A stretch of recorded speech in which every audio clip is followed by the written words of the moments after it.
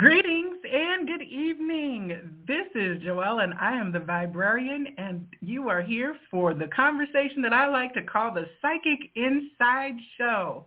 I am here on Tuesdays having these wonderful conversations with amazing people from all over the world, really, and the whole goal is that we are all psychic and we may not realize it. And so during this show, I talk with people who stepped into an awareness about their life that there's been something a little bit different about it. And so we're here to have a conversation to see what those journeys look like and share in this experience together, because we are all traversing very new ground. Now, I'm here on the Blog Talk Radio Network as part of the Viberary Collective Network. You can call this show at 646-787-8436. If you would like to ask a question of a guest at any time during the show, please just hit the pound or hashtag 1 key. That lets me know that you want to come on the air. And there is a chat room that is on the Blog Talk page, so I do monitor that. If you have any questions there, I will definitely see them and we'll pull them on the air. And I'm also posting all of these shows and episodes across all of the channels. We've got the Viberary YouTube channel, and of course you can subscribe to this podcast on all the podcast platforms: Amazon Music, iTunes, Google Play. I think I'll have to check on that one. But anyway, you can find these shows to catch at the right moment, at the right time for you. Please do connect with me. I'm at the Viberarian. That's my handle, and that's THEVIBERARIAN. And that E stands for energy, elevate, enlighten, empower. All of those things that I am about trying to do for myself and then spreading that energy to others through all of those things that I do. Please do connect me, and if you would like to come on a future episode of the Psychic Inside Show, please send an email, put a message wherever you're happening to hear this. Please just drop a line to me and let me know. I'd love to get on and talk with you. So without further ado, I want to talk a little bit about my guest this evening. So I'm a YouTuber. I love YouTube. I think it's a beautiful platform and a place where you can really learn about the most unusual things and connect with people. Of course, we've all spent hours down the YouTube rabbit hole, but quite honestly, it's one of my favorite places to go and be informed and to go and learn and connect with people. And so a couple years ago, I think it's a couple years ago now, because 2018, I was traveling in Mexico in Playa del Carmen. One of the things that I love to do is look at the street art because it's really amazing. So I had taken some pictures of some street art and then posted them to my blog on my website. And one of the pictures was this big picture of like Poseidon coming like out of the waves with this three-dimensional trident, right? And so I took a picture of it. I thought it was amazing. I love all things watery and all of that. But this image stuck in my head. And wouldn't you know, like the day after I posted that to my blog, a new channel popped up in my suggestions. And the name of that channel was King Trident's Tribe. Now, I don't believe there are anything that is random or coincidental. So when I see a trident 2 days in a row, that's not your everyday word that you would say in conversation or even see. And so I, of course, decided to tap in and see what is this gentleman talking about. He said, I'm a divine masculine. His face was like all shiny and, you know, just positive and happy. And I said, let me check out what this gentleman is talking about. And so in the last couple years, I have been subscribed to King Trident's Tribe, and the force behind that is my guest tonight, and his name is Matt Fortson. Matt, welcome to the Psychic Inside Show. Thank you, Joelle. It's my pleasure. I'm so happy to be here, and I'm grateful for this opportunity. Well, I'll tell you what, this is so amazing because each of us are out here speaking our truth. Now, when you first came on, I didn't see you saying anything about psychics, right? And so whenever I have this show and we talk about the psychic inside, some people are a little uncomfortable with that terminology. Do you consider yourself to be a psychic? I'm not really. I don't know if I really know if I'm psychic. I would say that lately I've leaned more towards mystic, and that's just because I rely on my intuition. There's a quote by Dr. Wayne Dyer that says, if prayer is us talking to God, then our intuition is God talking to us. I mean, I do relate with some of the clairs. All of my messages that I do on my YouTube channel, I get from music.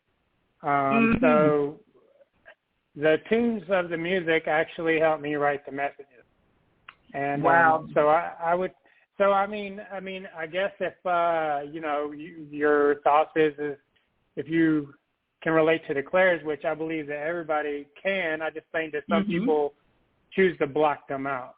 I know that I've had this ability ever since I was a kid, but I didn't know how to regulate, or I didn't know how to use these abilities, and they were a little bit overwhelming. So instead of just block them out. And so when you were young, we're all a little bit. Oh, go ahead. Well, yeah. So when you were young, so let's talk like grade school time, or when did you first begin to experience some challenges and realize that you were experiencing life a little differently? The time that I can, honestly, I can remember. I have memories back whenever I was like a little kid. Whenever I say a little kid, I mean like probably barely walking, crib days. But I would say that the time that I remember having that ability was probably when one of my grandfathers passed away, and I swear he was like in my room. And it was pretty scary. So I remember at that moment blocking it out. After that one incident, I was just like, I'm pretty sure that I was able to see like other like spirits or whatever. But I ended up blocking it out. I don't remember exactly, and probably don't even know what I was actually seeing. But I do remember the one incident that I had when my grandfather passed away, and that right there just kind of got me to the point where I just didn't want to deal with that anymore. That's not an uncommon thing, is that I hear repeatedly people say that either due to the fact that their family didn't quite know how to provide support to them as children when they were kind of either highly sensitive or extrasensory, or when they got into school age, that the pressure of conforming to be a regular kid then also caused them to turn off this extra conversation that they were having. So I'm not surprised that you say that at all. Now, yeah. Oh, go ahead. No, I was going to say, go ahead. Oh, I was just going to say that I think the other part is that as a kid, you don't want to be known as different. And so that was probably another reason why. And, not many people know how to, well, at least where I grew up, talk about those types of things. And so that there's probably many reasons other than the fact that I was probably pretty scared of these abilities, and at some point thought I was like crazy or whatever. But the other thing is just you don't want to be known as different either. Right. A lot of pressure. It used to be. Thankfully, we're kind of emerging into a time where unique and different is actually honored better than it was, I think, when I was growing up and maybe when you were growing up as well. Now, you are clearly from the South because, your accent, of course, gives you away. Yeah. And so it's quite interesting to experience you when you're teaching and sharing on your channel, because it is not the typical conversation that one would think. And, of course, that's stereotypical, of course. But, I was just surprised because when I started checking your channel out, you were talking about very, very naked emotions and raw kind of experiences, and you shared about your dark night of the soul. For those of our listeners who don't know what or understand what a dark night of the soul looks like, would you share a little bit about what yours was like? Yeah, absolutely. A lot of my messages on YouTube are dealing with twin flames, and I know a lot of people probably maybe not know what a twin flame is, and I used to not know that either because I used to think twin flames and soulmates were the same thing. However, jumping forward to your question, so after my separation with my divine feminine, I got to a point where there was a lot of things, like a cascading effect of if you watch the tarot card readers, they'll call it like that tower moment or whatever. It's whenever everything is just starting to crumble to the ground, and it's like, one thing after another starts going wrong. So I was in the middle of selling my house due to a divorce, and at that time it was, and it still is right now, but it was a seller's market, and I had an offer within 24 hours on my house. Well, it was like I went through 4 sellers before I finally sold it, and this is in a 2-month period. Now this is just one thing. So I had went already and started renting another place and started trying to transition into moving out of that house and moving into the new rental that I purchased. And at the same time, I was just stretched money wise between that house and my new rental, and there was all these I have all these different bills and stuff, and it was just it got to a point where basically I started having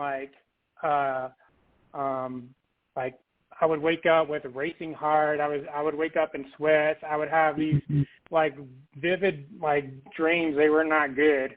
And I would have spiritual where there is these bad energies around me. And I would just remember one thing off the top of my head that was very clear to me was I would wake up and my cell phone, would just be just drop on the floor, in the middle of my floor. It wasn't like it just fell off my nightstand. It was clearly taken off of there and just dropped in the middle of the floor. And I thought I was going, I thought again I was going crazy. So when I go to bed, I would strategically place things around my phone because I was I don't want to fall off, and I was I wanted to see, I was am I just going crazy? What's going on? But no matter what I put around that phone, it would still end up dropping on the floor. And and so and I had a few other incidents. One time I right during that time frame. So this was roughly I was going through this dark night of the soul between, I would say it probably began around May, and then it didn't end until the first or second week of August, I think, of that year. So it was a good span of a few months, and basically what was going on was all these things that were no longer served my purpose were crumbling to the ground. And at that time, what was happening also was Spirit was saying, you know, hey, we're giving you an opportunity to listen. Do you want to listen? Do you want to, or, you know, and I had this one dream, I remember, where it was like this, something was holding a branch. And it was just like, you would see like one splinter at a time, like just popping up, and it was like bending it. And it was like, it wasn't broken yet, but it was like one splinter at a time was popping up. And basically what I was saying is, you know, if you're not gonna listen, then eventually you're gonna be broken. And so I remember basically praying. I was like, what do you want me to do, God? And, you know, I'm like, whatever it is, I will do it. I'm like, 'cause I was tired of having like these panic attacks. I'm not a person that traditionally had anxiety. I've never taken any kind of medications for anxiety or anything like that.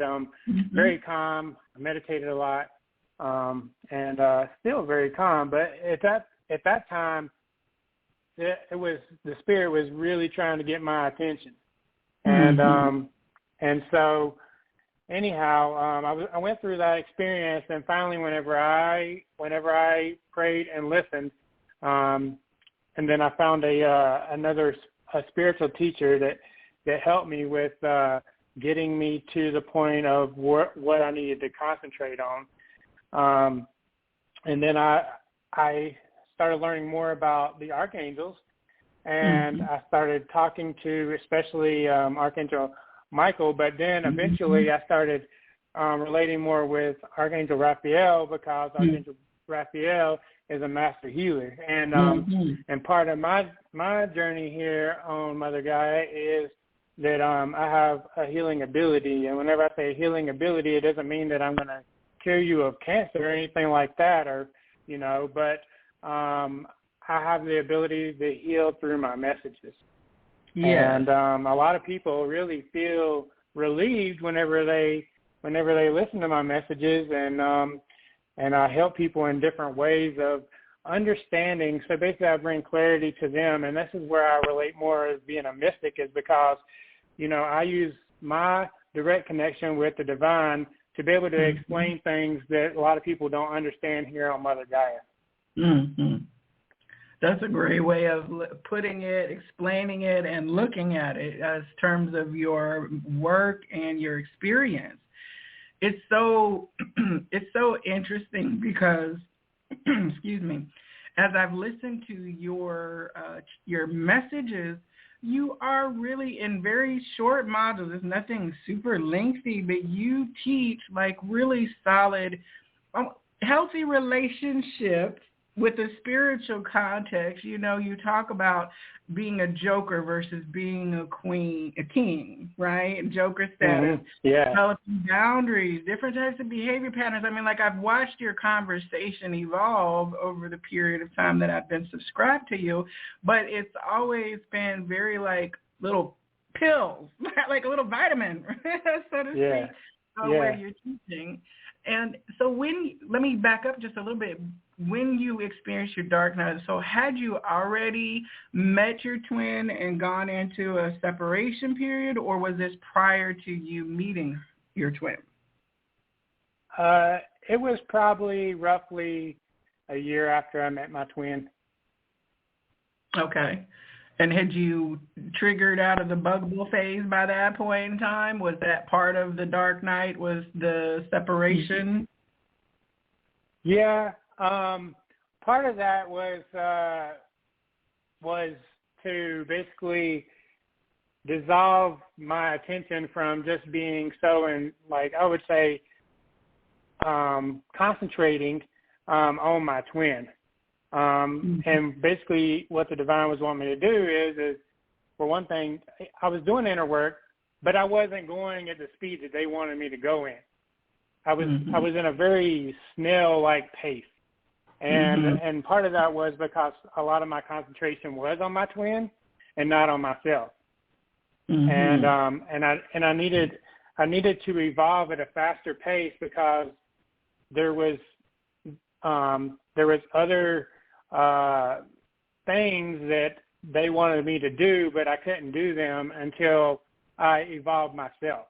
Right. And that goes. So I guess my channel kind of is a direct reflection of me. As you can see, like if you go onto my channel, you can see how over the time period it's evolved, depending on what it is. Because a lot of times, like the messages that I do is just 1 minute I'm doing something to do with relationships, or I'm doing something with like, let's say if somebody is ghosting you, breadcrumbing you, or I might end up doing one on twin flames, depending on, it really just depends. And sometimes it's questions from my subscribers, and then other times it's just I'll be sitting there, you know, and the next thing I know, this message just popped in my head. It was just like, it's just like, hey, do this. And so then I have on my phone, I actually have on my notepad, I sit there and jot all this stuff, like not the whole message, but I jot down like the title or whatever it is that they want me to do. And then I refer back to it whenever I get to a point of doing the message.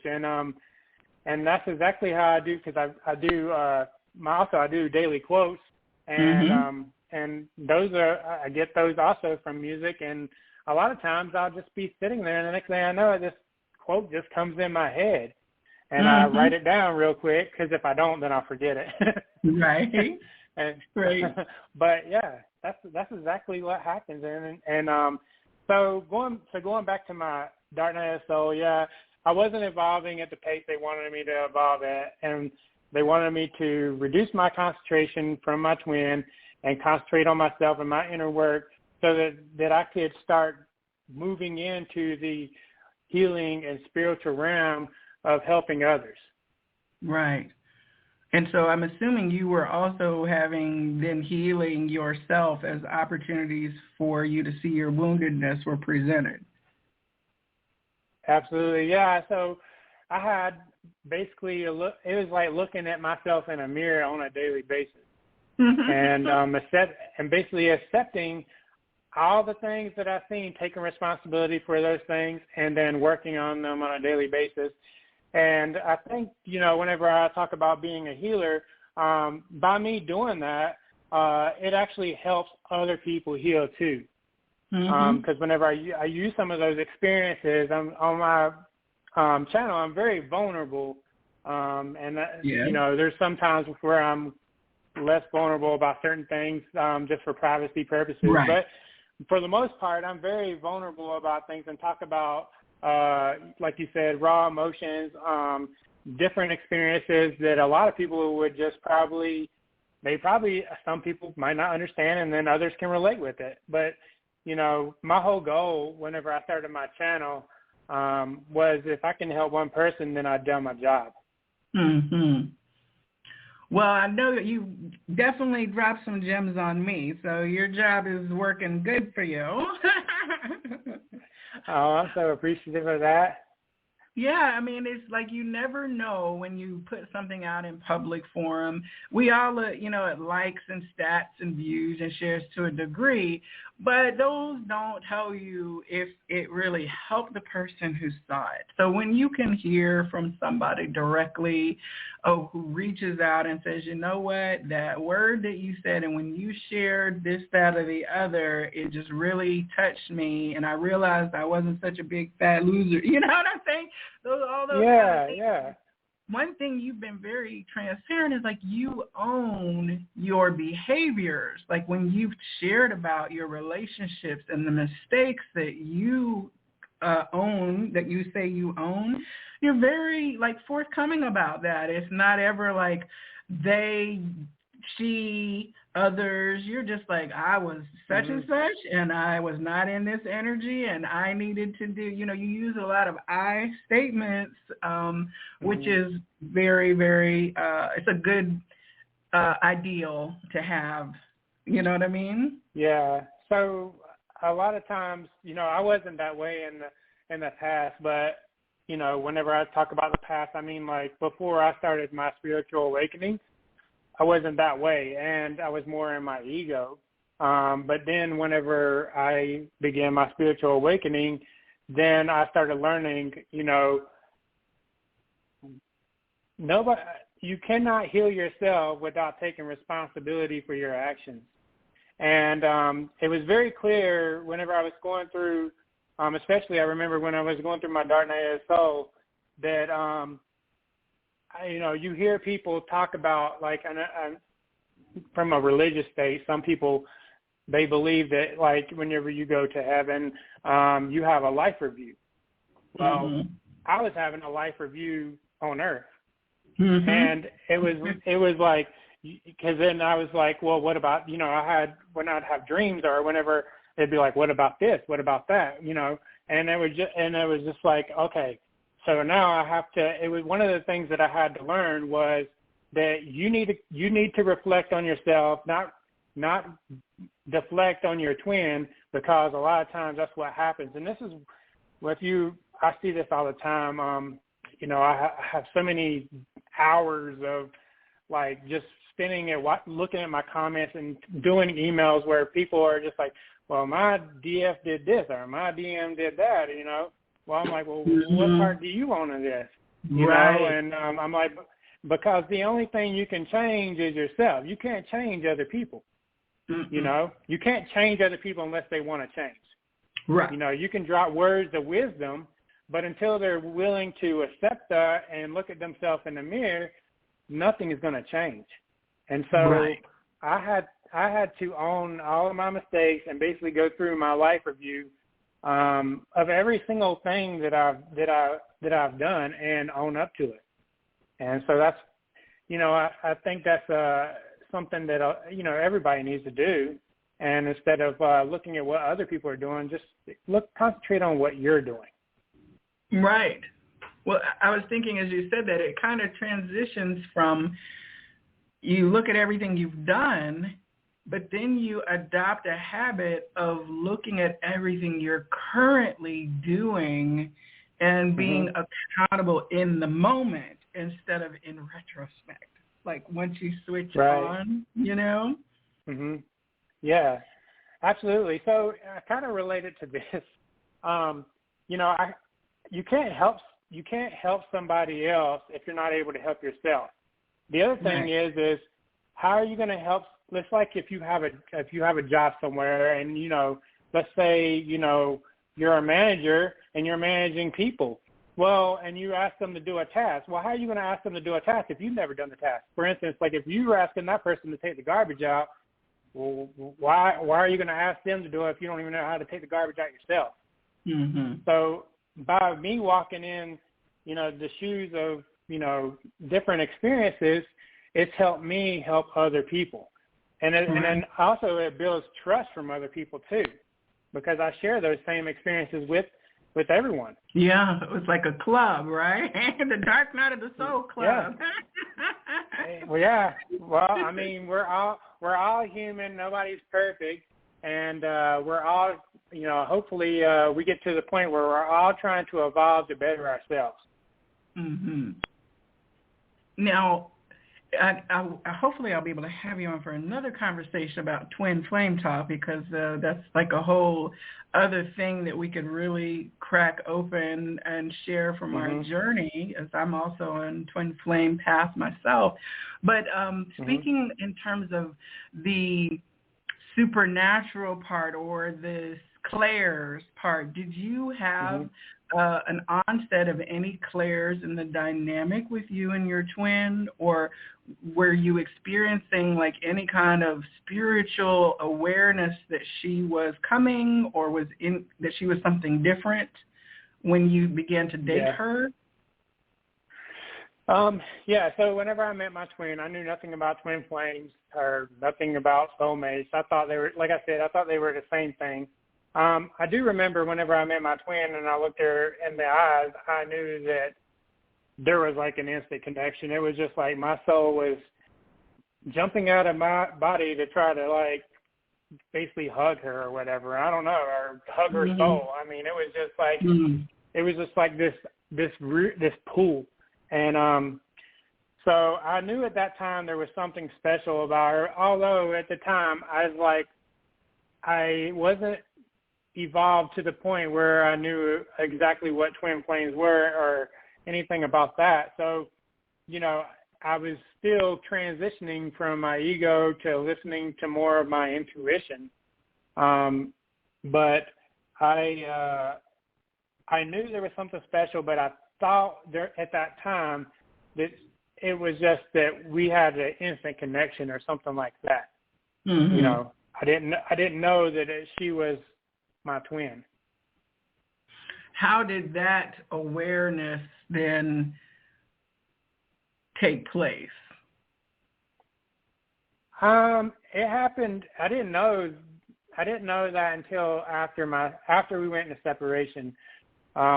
So probably about 6 months afterwards, then I started having these different dreams, and then I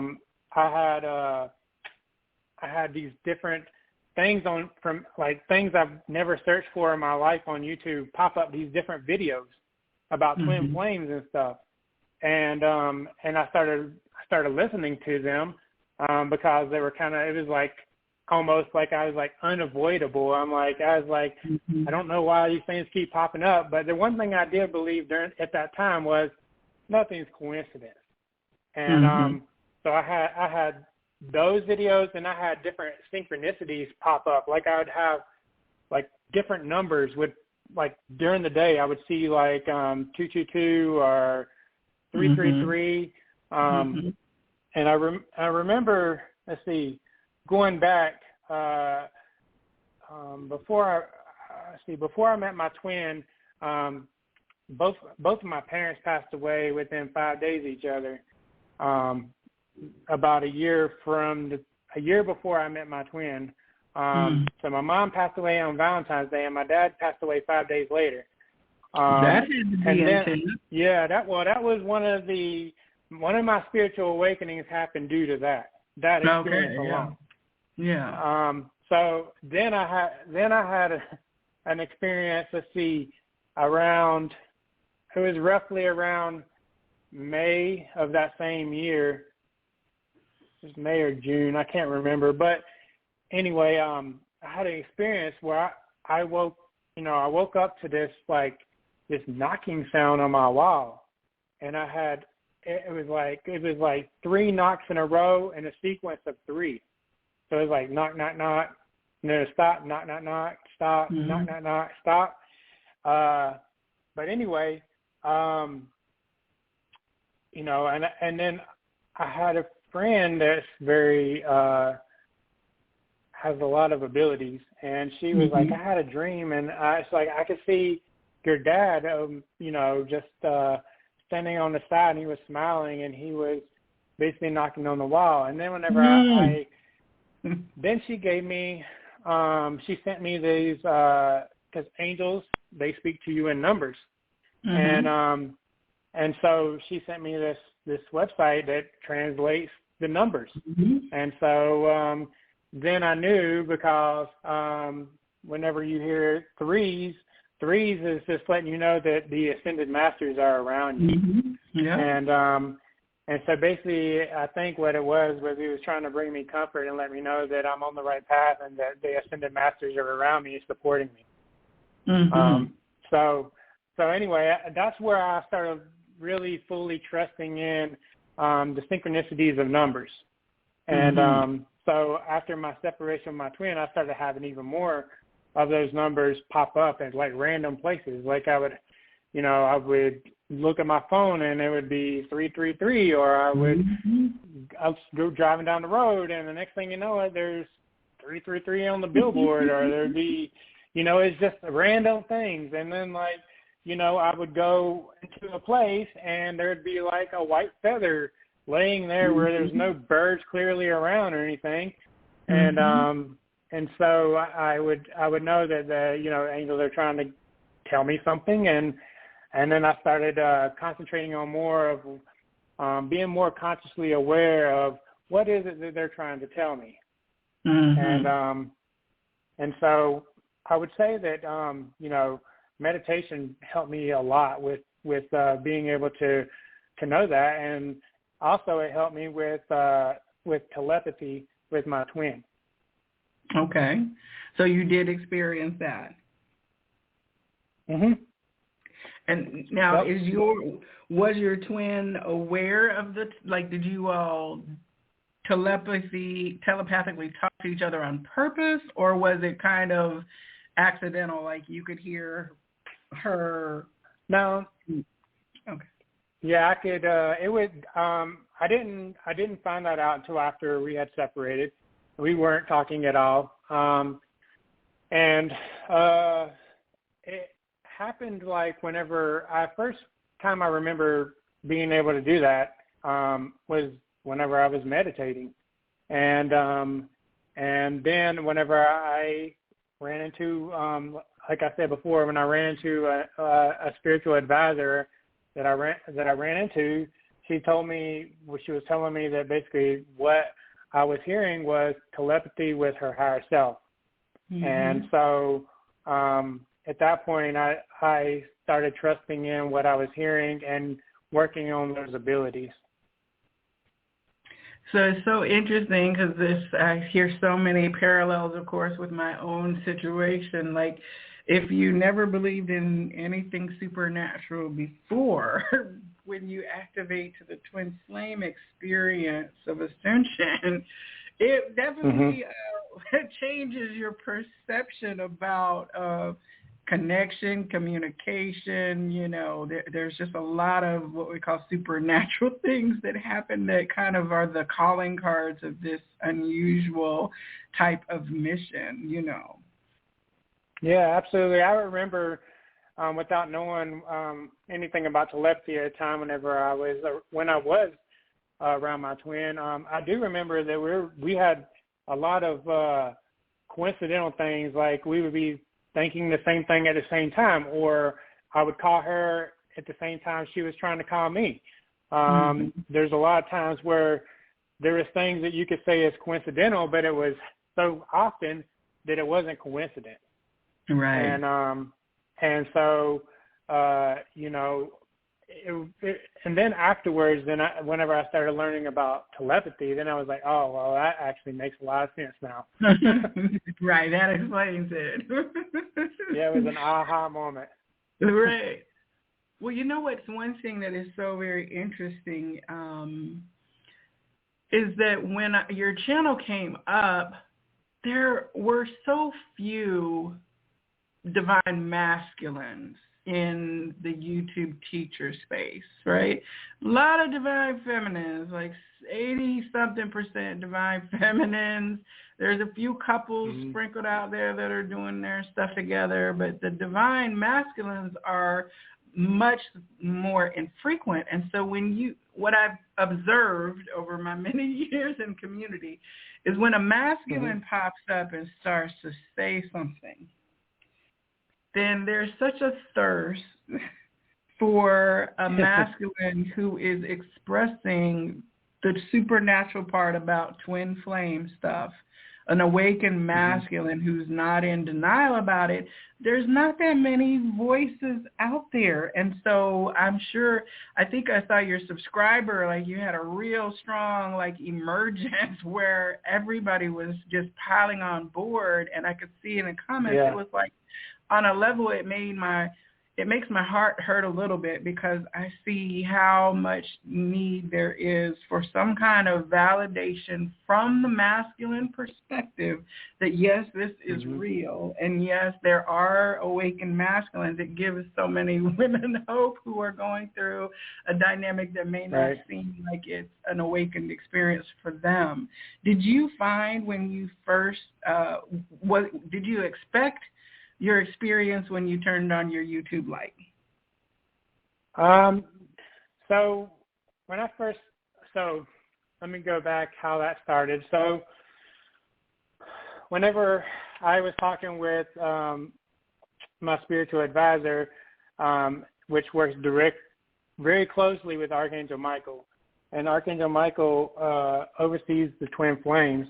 And one of the things that he communicated to her was that I needed to resurrect my YouTube channel. And so at that time, I think I might have had like 1 or 2 subscribers, and I didn't have very many videos on there, if any. I can't remember. But it was not very many. It might have been one or two videos.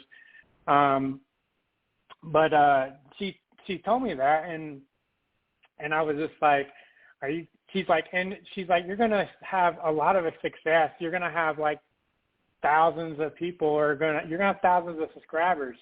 I was like, are you kidding me? I'm like, have you seen my YouTube channel? Like, I've only got like 2 subscribers. I'm like, and so I really just didn't think anything about it, and I really didn't think that I was gonna have that many subscribers, to be honest. And so then I started doing videos. I didn't really even know what I was going to do videos on, and I was still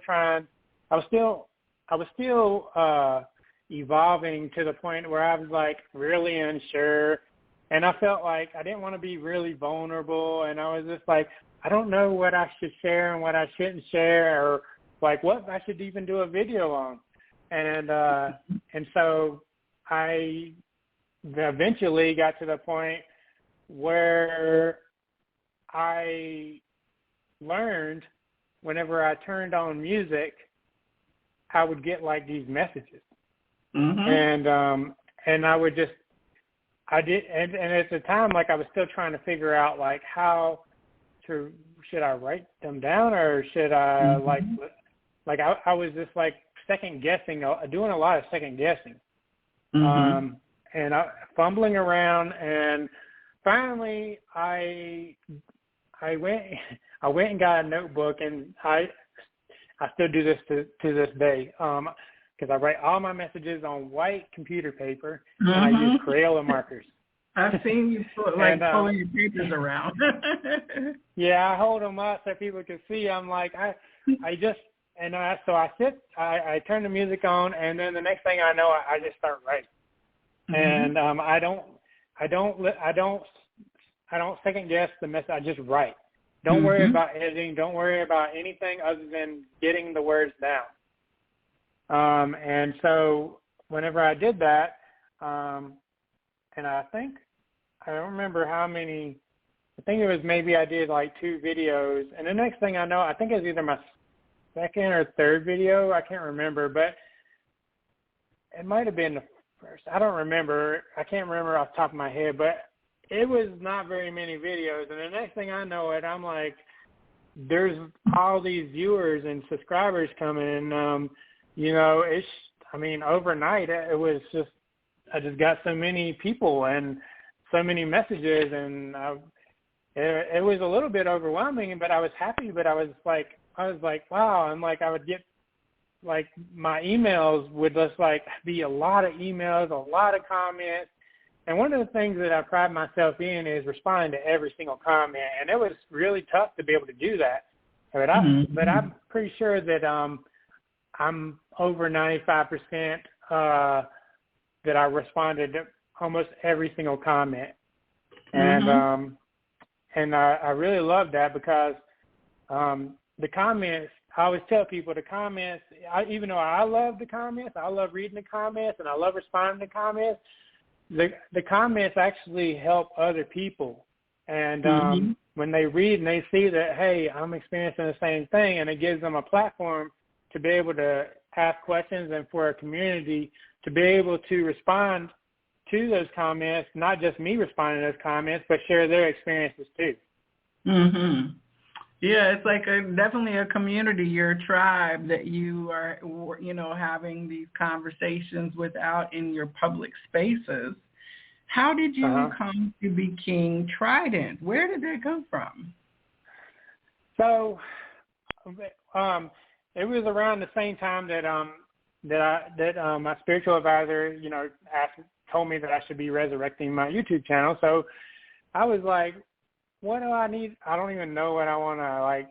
I can't remember. I think my YouTube channel was named something totally different. And I was like, well, I can't have that name. I'm like, what name should I name? And then I was like going through meditating, and I was listening to like these, I don't know, messages coming through. And one of the things that I feel confidently about is that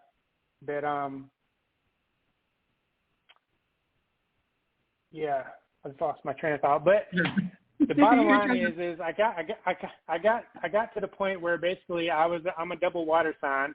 I'm a Cancer and a Scorpio, and so basically, and a Leo. I'm a Leo rising, and so Leo was the king of the jungle. So then I was like king, and then Trident was for the double water signs, and then Tribe was everybody that was around me. Right. And so then I was like King Trident's Tribe. So so that's how it came about, and I always try to explain that to people because I don't want them to think that I'm naming myself a king or anything like that. It just so happened that was what I came up with due to the fact of my birth chart, and then I was like, oh yeah, and then I was going to say one other thing. So, King Poseidon. So, and I feel really confident, like, of that somehow like I have known King Poseidon before, and so so his trident like came up in like some of my visuals, and that just helped me with that part of the name too, because I was like, well, that's a name also that a lot of people don't have, but maybe a lot of people can resonate with it, and so anyway, that's how I came about with the name King Trident's Tribe. Well, I love it because it's also, from my perspective and understanding, many of those who are on the twin flame experience in previous incarnations from other, of course, planetary starseed lineages.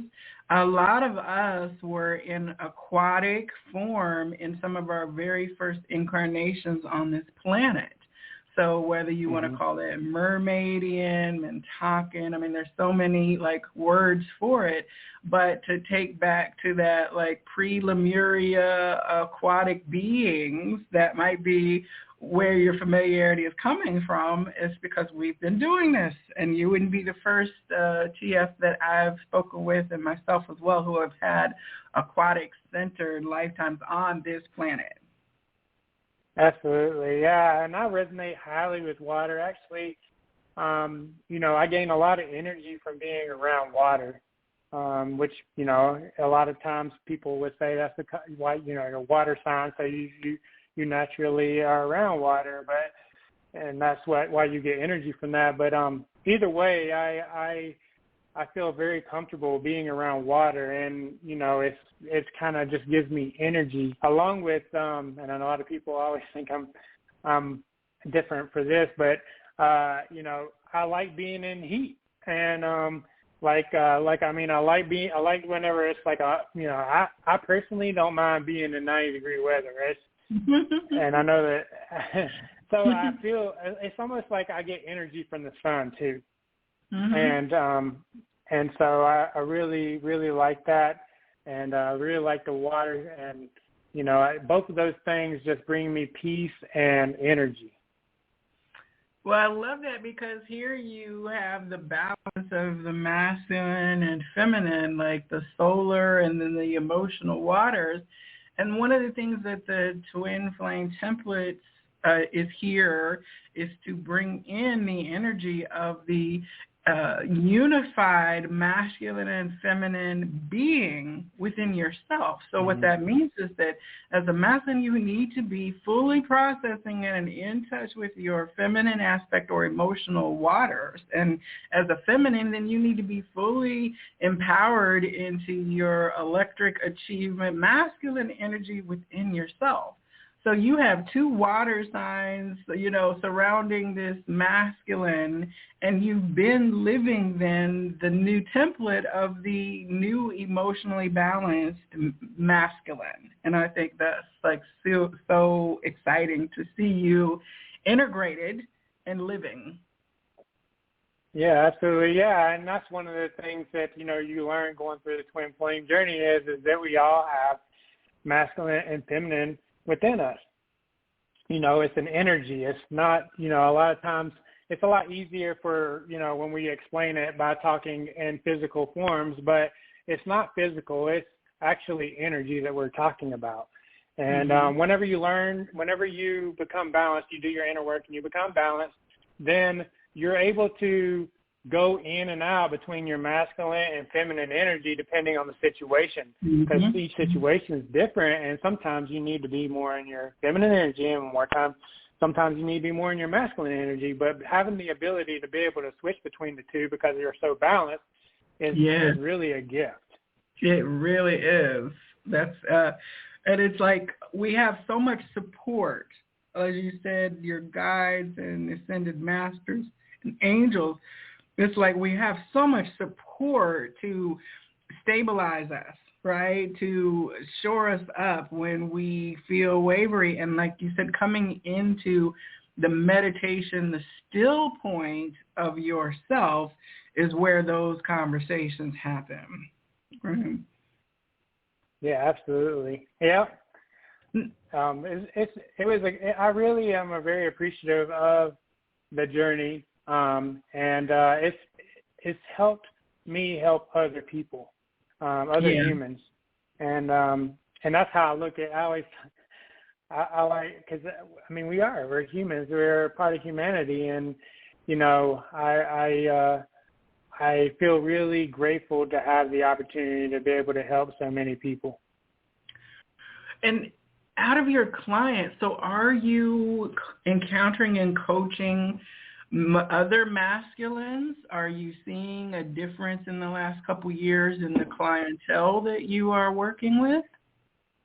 So I would say that, so when I first started out, started my YouTube channel, I would say probably 99 point, I don't know, there's probably not, it was over 99%, but maybe not 100, because I have analytics on my YouTube, so I'm able to see that kind of information. So I had primarily feminines were attracted to my channel, and as of today, I've seen that decrease, even though it's still in the 90s. But I've seen an uptick in masculines.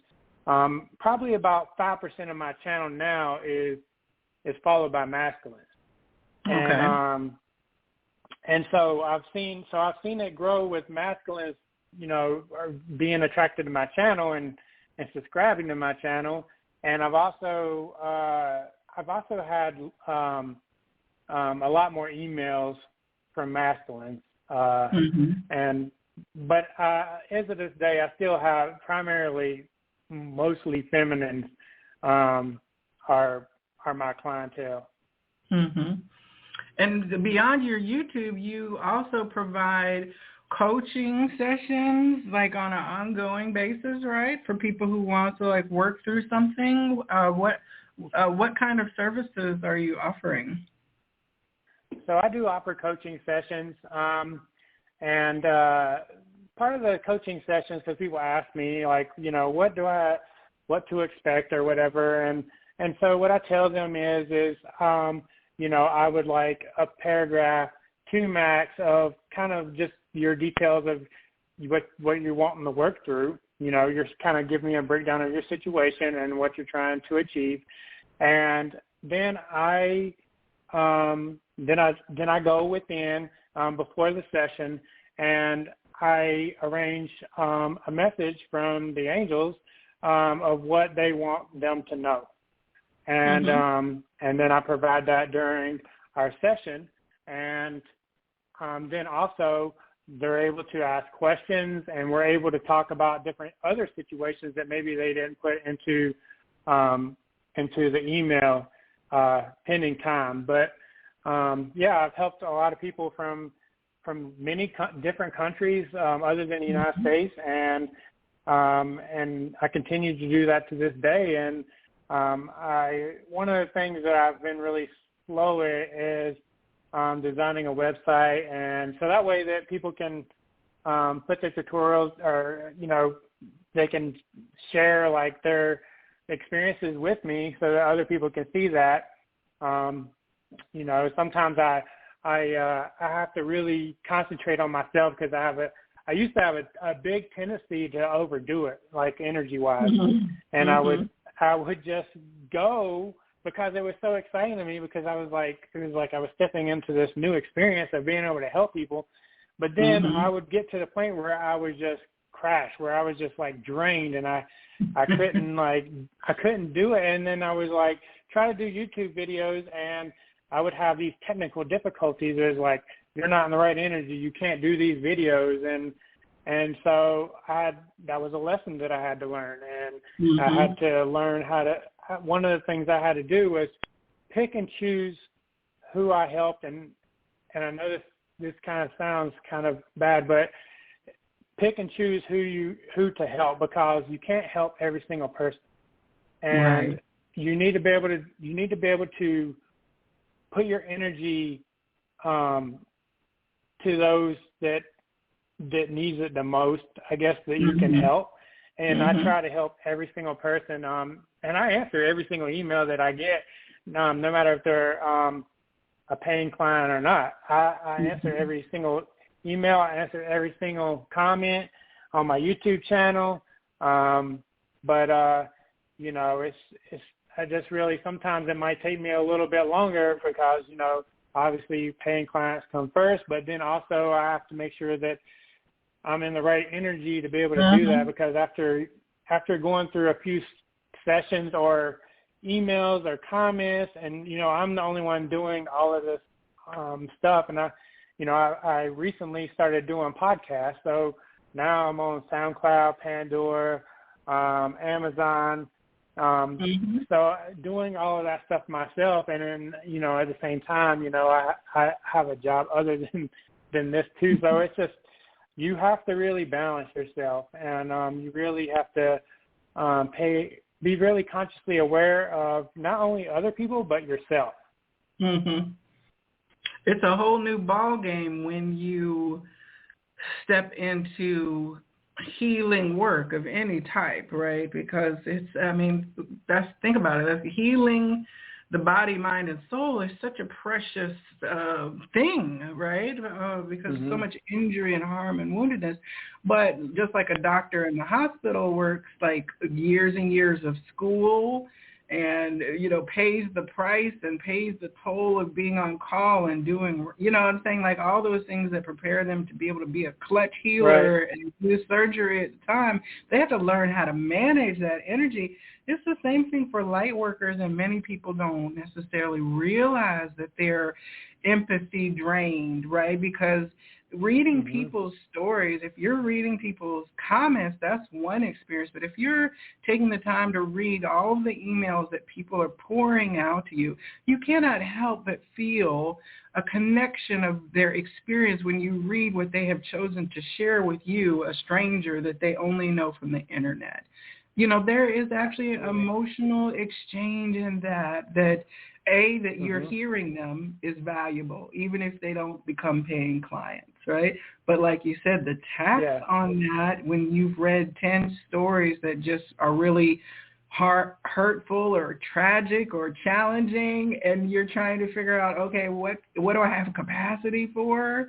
You know, but that's where self-care is the active lesson that we learn. Absolutely. I mean, it's you know, for me, whenever I'm reading an email, and even sometimes whenever I'm reading comments on YouTube, although I would say my emails are way more detailed than most people are not very vulnerable on YouTube when they do comments. But whenever they share emails, they go into a lot of detail where you can feel exactly what they're saying. It's like it's like you are in their presence and they're telling you what, you know, how they feel. And so there's been lots of times where I started reading the email and I basically just had to stop reading it. And I had to come back to it later because I was like, I don't have the energy to be able to do that. And sometimes it's just a little bit overwhelming, and so that's where I have to be consciously aware of myself, and then, you know, hey, I can't do it right now. Let me just put this down and just come back to it later on. And so, it is. It's like it's almost like whenever I'm in a room with people, or sometimes you just get drained by just being around people. Mm-hmm. And so, I have to really be consciously aware of that too, because sometimes it's not whenever you're just interacting with somebody on a one-on-one basis. It can be just you being in the room with them. Sure enough. We've all been in a room with somebody that's an energy suck, right? An energy vampire. Oh, yeah. And that's the thing. And they don't have to be even associating with you in the room. You could be in a room with a group of people and they're not talking to you, but you're just in there and you can feel their energy. Mm-hmm. And sometimes it's very overwhelming. I wanted to ask you, as a masculine light worker, talking about things like telepathy and downloads and guides and ascended masters, what has your experience been out in the world of masculine, like in the bro world? Do you talk about this? Oh, you mean like in everyday life, like like around like my friends or something like that? Yeah, or in the workplace with other masculine coworkers, or anything like. I was really at first I was really kind of worried about that, because I work in a very masculine type place. But it's funny because nobody's ever really asked me about anything, and most people don't even bring it up. It's like they don't even. I'm like, you have to know that I'm like that. Maybe you've seen me on YouTube, or but nobody ever has approached me so far. I might have had like one or two people say something to me, but then after I talk to them, then they don't bring it up after that. Okay. And so that's cool. So I guess they just let me do what I'm doing, and they just, I don't know. I never really ask anybody either, because when I'm in a professional environment, if somebody brings it up and asks me, then I'll talk to them about it. But for the most part, it's really not been discussed. I think whenever I first started is whenever I had a couple people stumble across my channel and ask me. Mm-hmm. But it's not been a bad experience. But that is one of the things that in the beginning that I was like, I don't know, it's because it was very vulnerable, and people it's not that I really care about being different, but like I didn't want people thinking that I was like crazy or anything like that. But then after a while, I ended up evolving even more. So I evolve all the time, like anybody else, and I go through transformations, which I just got done going through a transformation this past summer. So and when I was going through evolving, I got to a point where I didn't really even care what anybody thought, and I didn't really care. It didn't really matter to me anymore. So I went from the initial stages of the infant stages of all these different thoughts going through my head to basically get to a point where I just don't care. I'm like, well, if they say something, whatever. I'm like, that's just how they feel, and that's their own opinion. And you're entitled to your own beliefs, and I respect your beliefs. And if you respect my beliefs, then I respect you. Yeah. So when you've come through the dark night of soul multiple times, certain things become less important, It does. Well, honestly, that dark night. Yeah. Yeah. Well, I really felt when I was going through that dark night of the soul that, I felt like I was dying, basically.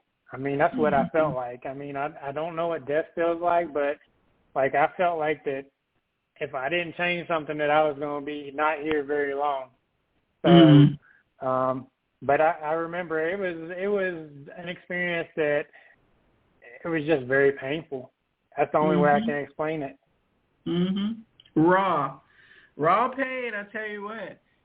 I have really just enjoyed getting to know the personal side behind, like you're very personal on your channel, so I guess it's kind of like you get to know a person in so much as you can through what they present in public.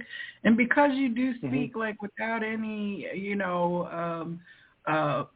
not doing a TED Talk, you know what I'm saying? Like you're delivering a message, but you're not like in a suit and prepared with remarks and a PowerPoint, you know what I'm saying? You're like, I'm going to tell you what I just got in my meditation, and this is what you need to do with it. So because you do have that personal, raw sharing of yourself, I got to know you, but this gives me more insight to the man behind the persona, if you will. Now, for people who want to connect with you, your YouTube channel is King Trident's Tribe, and on Instagram now you got some underscores. It's at King_Trident_tribe, I think is how it is, correct? And do you have a Facebook page? Okay, so that's the one social media that I will not be a part of. I closed my Facebook, I call it Facebook, but anyway, I closed that like a couple of years ago. Actually, whenever I started this journey of my YouTube channel, I think that was roughly the time I never wanted to have Facebook again. So I do have Instagram, YouTube. I do have Pinterest. I have Twitter, and I recently. You're on Pinterest. I'll have to check you out. Yeah, on I'm on Pinterest. I share my quotes on Pinterest.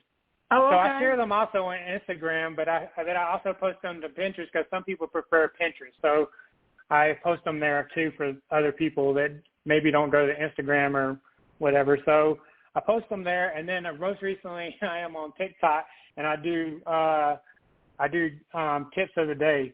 Sometimes I post every other day, and then sometimes I post daily. But I also post them to Instagram too. So I try to like post as many places as I can, and it just some people prefer different social medias to others. So and it also helps me with branching out to other people that maybe I'm not attracting on Instagram or so. But one of the things that I before we cut this or we leave or whatever, I would say one of the things that probably a lot of people should concentrate on is doing things in love and being and having unconditional love. That's one of the things that I've learned through my journey.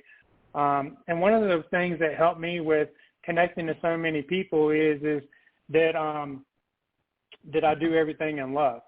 And whenever you do everything in love, then you start attracting people because, even if you have to tell somebody something that you don't really want to tell them, but you're doing it in love, it's a lot different than if you're doing it from your ego or doing it from a position of hate or any other kind of negative energy.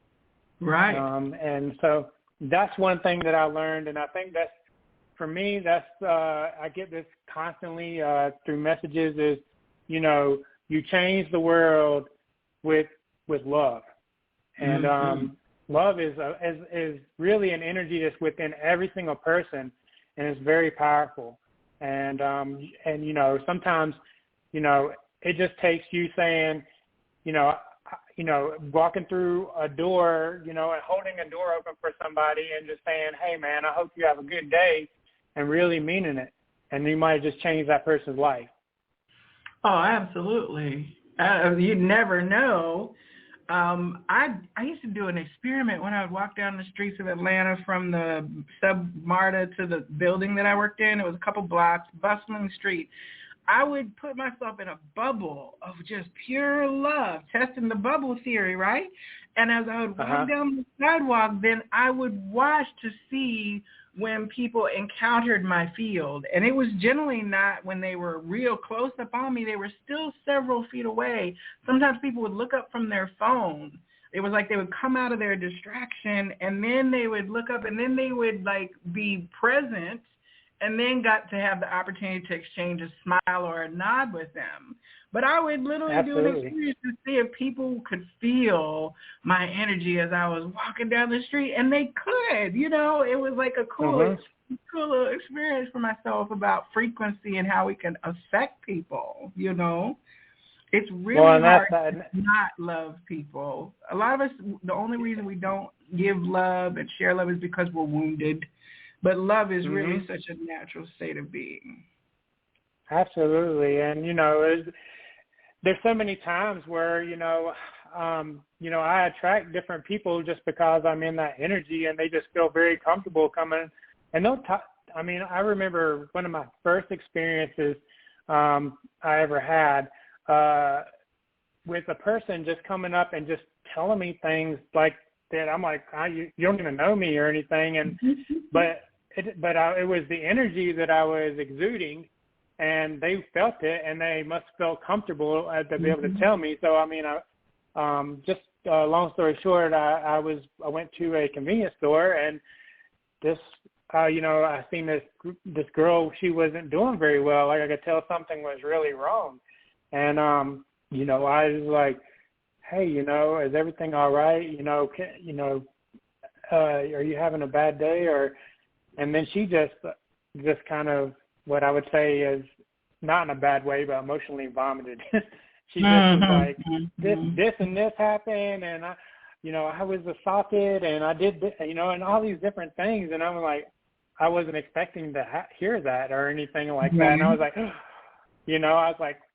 so then I was just like, did you call law enforcement, and did you do this? And then I told her, I said, I'm going to pray for you. Everything's going to be all right. The angels are surrounding you. Just stay calm and pray. And I never seen her after that, so I don't know what happened, but that was one of my first experiences that I ever had, and it was a bit overwhelming. But I have these experiences all the time. I mean, it's really the energy.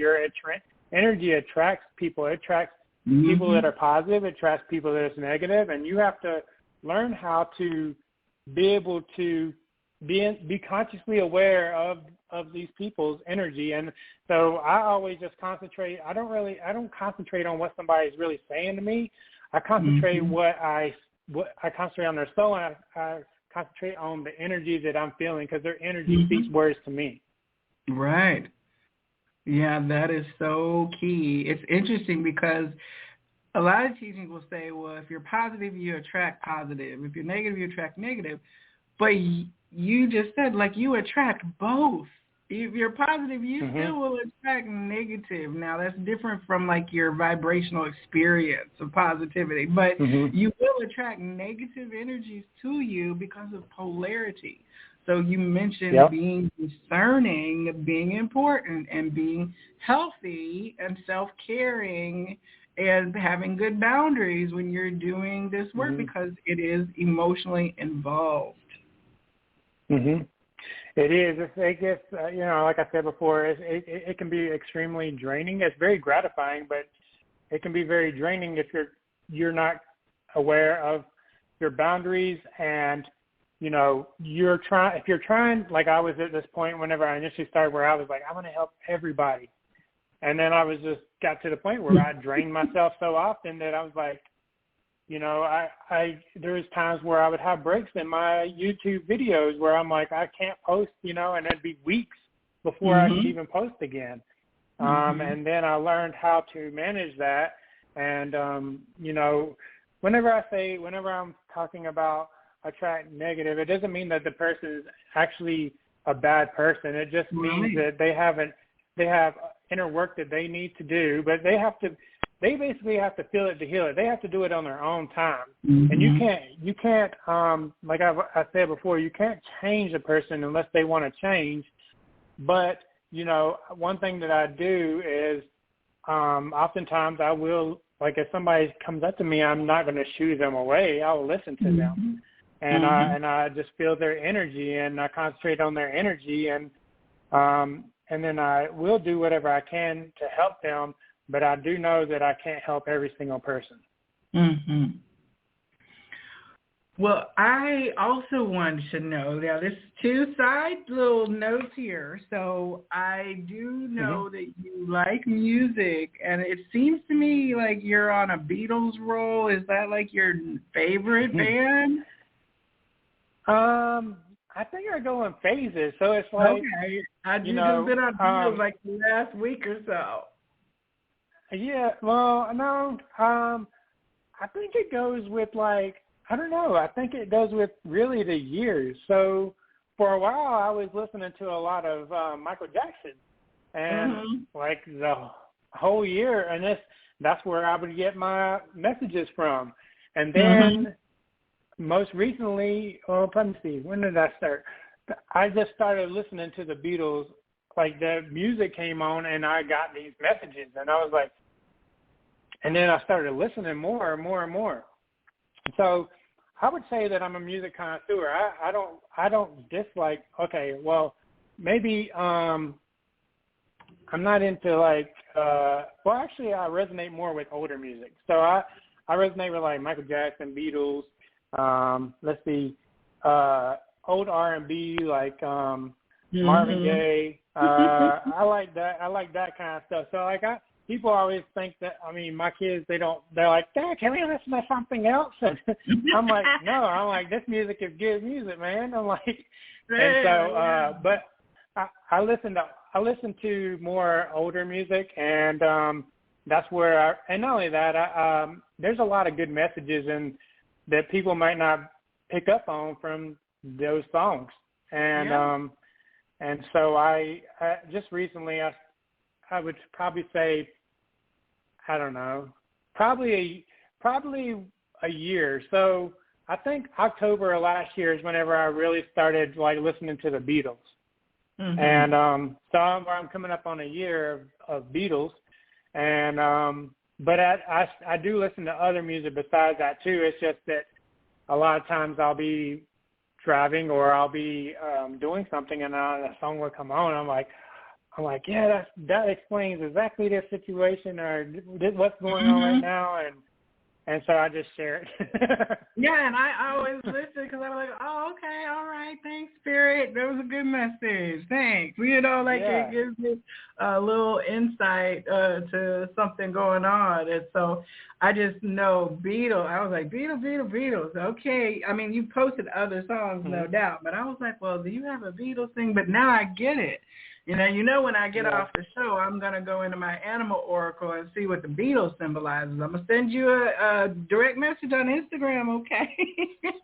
Yeah, I always welcome those, those messages. And whenever I read them, I'm like, it just makes me feel real good. I love it. And, like I said, even when people, and I initially started doing this, like I was like, no, don't DM me on IG, but once I started building my energy up and my boundaries and being able to manage my energy, I've grown fond of the DMs that I get on IG, and I no longer, because I mean I love it. People like send me stuff, and they comment on my stories, and sometimes the things that I post a lot of times, especially songs, helps other people. And and they respond to my stories, and it's just like, hey man, maybe I didn't deliver a message on YouTube, or maybe it wasn't a quote, but that song might have just helped somebody. So so I just and music is music is healing for the soul. There's two things, man, is laughter and music. Those two things heal the soul. Yes. And the other thing that heals the soul is food. And I will say, if you all happen to follow, I've seen some pretty tasty concoctions coming out of your grill, out of your kitchen. Like, I think you did these mahi tacos or something at some point. But I love that because you're out there. You can see that your food choices, like, are healthy and delicious, right? You're cooking, Yeah. so you're like integrated, no gender polarity, you know, and you're not cooking ramen, Yeah. you're cooking like regular meals. But I will say I do love the fact that you share your meals and stuff like that. I mean, how many of us do that on Instagram? You know, I love seeing you doing your thing. Yeah. Well, you know, and you know, yeah, I agree with you. You know, one thing that I learned, because I mean, I did grow up in the Carolinas, and most of my family's from there. You know, my grandma taught me that food brings people together, and so it brings people together, and then it heals people too. And so I also do barbecue, and I'm a big barbecue connoisseur, and I do have another Instagram account. It's called Bubba's Mouth Smacking Q, and that's going to be my barbecue venture one of these days. I'm going to open up a restaurant, but I have a bunch of pictures of my barbecue on there, and you know, and my smoker, and okay, you I enjoy That. cooking. Bubba's what? It's Bubba's Mouth Smacking Q. Bubba's Mouth Smacking Q. That's cute. Yeah. Oh, I see you Yeah. got some hashtags here. Okay, Yeah. I'm sorry. I'm gonna have to connect with you after the show because, of course, you know, again, food porn is great. I love seeing it. Yeah, absolutely, man. And you know, I don't stick to just one food. I do lots of different food. I love all kinds of food. I love different cultures. Man, I tell you what, I don't think I have one food that I cook everything. I mean, you know, I really love Indian food, and it makes my stomach feel so good. Just the different spices like the turmeric and you know the masala, and I just love it all, man. And so, but I do like doing barbecue a lot, and yeah, feel free to check out my Instagram. I would love that, you know. I just found it. It's BUBBAS_MTH_SMKN_Q. So we'll have all the links to those places where you can connect with Matt in the description box of the YouTube version of this, and then also in the show notes for this episode out on all the other forums, so that you can connect with Matt in the future. What is your email address? You receive email requests, you said, with the letters. How can people reach you like that? It's kingtrashtribe@gmail.com. Okay. And as you heard him say, he does answer, even if it don't come into a client relationship, you might get a little response. That's very, very kind of you to take time to acknowledge that people have sent you these messages. And I hope that people who hear this session and this interview at some point in the future will be led to you to continue to do work in whatever form of healing you will be helping people with in the future. Absolutely. I'm very grateful. Like I said before, I'm very grateful for you inviting me on your show, for one, and I'm very grateful to have the ability to be able to help people. And yeah, as you mentioned, I do answer all emails. And I try to put as much detail into those emails. It's not just you know, a couple sentence response. I do try to put a lot of energy into those emails, no matter if they're a paying client or not. So, but that just shows how grateful I am for given me the opportunity to be able to assist you. Well, I know, let me just tell you that I've never been a paying client, but I have watched your messages and seen your posts, and I have been improved, elevated, empowered, and I felt the love in every word that I read and everything that you said. So I see you for sure, my brother. Yeah, you're my soul sister. Absolutely. Well, this has been a great conversation. This is a Psychic Inside show, and I will be back on next Tuesday with another guest. I have Amy Catherine lined up. She's a local Atlanta psychic, intuitive, astrology. I mean, her list goes on and on. So I think that she is next week, and then I think Essence Turner is the week after that.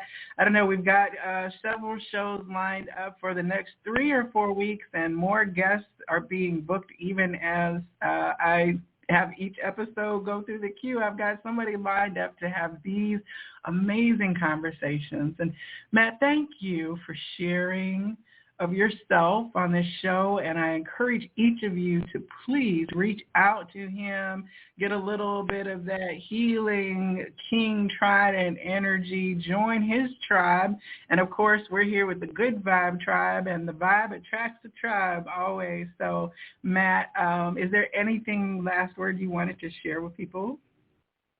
Yeah, well, I'd just like to say, once again, thank you, and then also, I always tell people it's not my tribe, it's our tribe. And the same thing with yours. I know that you feel probably the same way. So we make the tribe together. It's not my tribe. I don't own it. I just bring people together, kind of like food does. Yes. So we're one collective galactic tribe when it comes down to it. So thank you, Matt. For each of you that have tuned in this evening, I thank you for spending this time. And those of you that catch us on the podcast replays, subscribe. Catch the next episode. Catch up on the back episodes. Like I said, I've got at least 40 interviews that I've done over the years, and it's amazing what people share and what their journey looks like. And I just invite you to share those experiences that they have recorded with me over a period of time. For each of you, know that this week I hope that you receive all of the blessings that you can possibly hold. And those blessings, when they spill out from your arms, they will overflow and bless the world around you. The light in me absolutely honors the light in you. Namaste.